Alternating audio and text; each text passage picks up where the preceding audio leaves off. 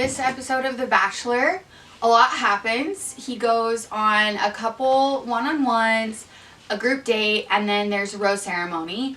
So his first one-on-one is with Serena again. He gives her another one-on-one, and it goes really good, and they do tantric yoga and she hates it, and then they go ice skating afterward, and they have dinner and stuff, and he gives her the rose, so she's going to hometowns for sure. And then the rose ceremony, Chelsea and then the other Serena go home, and yeah, which is whatever. I kind of suspected that they were gonna go because they weren't like super close to Matt.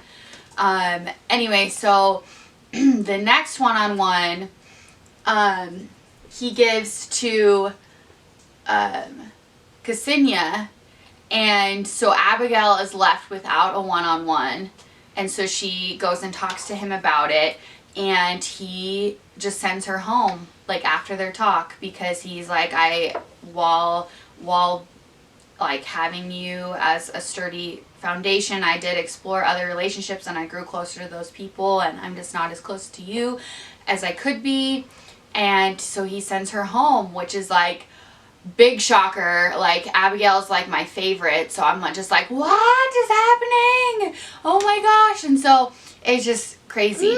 Anyway, so he sends Abigail home, and then he goes on his date with Ksenia, and they like race cars and like do all this fun stuff, and then they go on this date for like a little dinner, and she like tells him, she's like, I'm falling in love with you, Matt. And then basically he turns around and is just like, no, you're going home.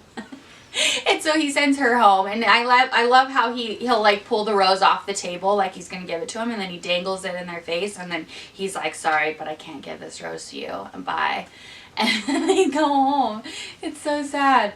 Anyway, so the group date they go on, and it goes pretty well, and then there's the cocktail party after where they're all like dressed up and they're just talking, and after that Kit decides that she is not ready to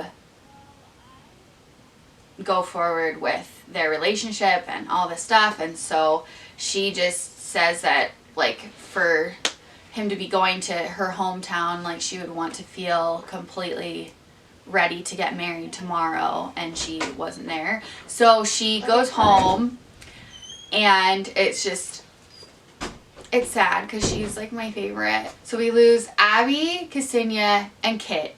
And then there's the next rose ceremony, and he's only going to send home one person, and it's between Rachel, Michelle, and Piper.